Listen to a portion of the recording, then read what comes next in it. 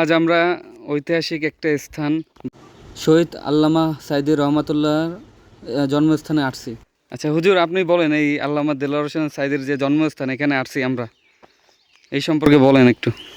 এটা তো বিশ্ববরণ্য আলমী দিন মাওলানা দেলোয়ার হোসেন সাইদি শহীদ, ওনার জন্মস্থান, ওনার বাসাবাড়ি একটু সামনেই।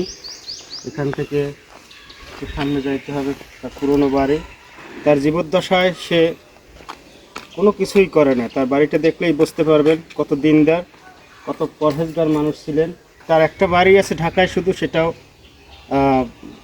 তার নিজের টাকার কেনায় না, সেটাও একজনে সেটা তার উপহার দিয়েছিল।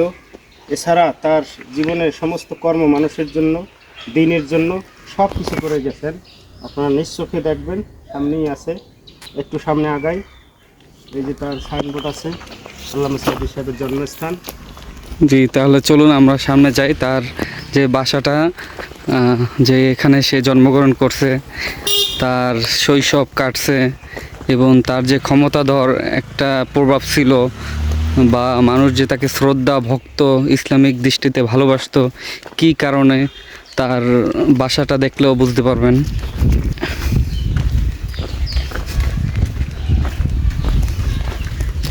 এই হইল তার বাসা, পিছন সাইড আর কি। রাস্তাটা তেমন পাকা না, আধা পাকা ধরতে গেলে।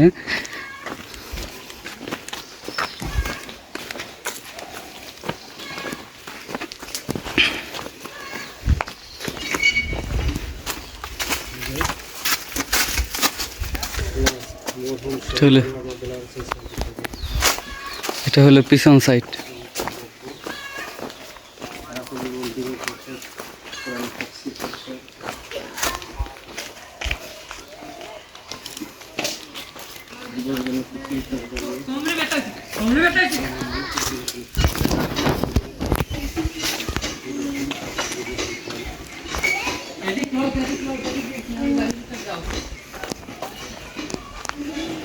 এটা হলো সামনের সাইড। এখনো অনেক তার ভক্ত, অগণিত ভক্ত এখানে আসে।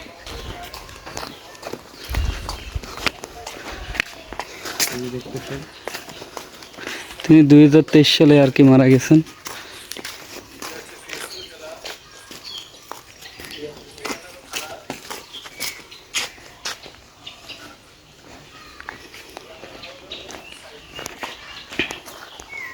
এখানে তাদের ওয়াশরুম, এখানে।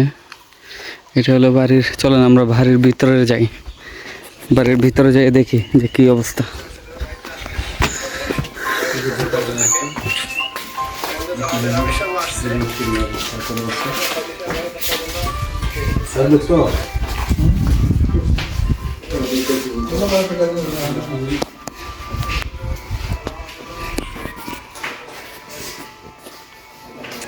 এটা একটা রুম,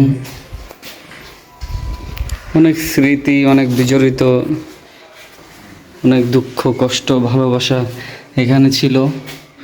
এইখানে একটা রুম। এটা হলো পিছন সাইড। এখন এখানে কেউ থাকে না, তারপরও ঘরটা স্মৃতি হয়ে আছে মানুষের মাঝে।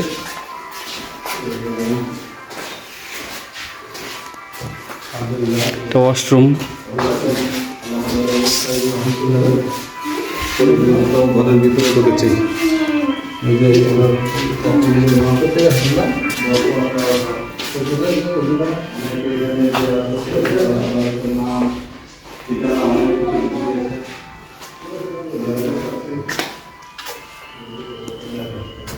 এটা হলো ছোট একটা টয়লেট, ওয়াশরুম।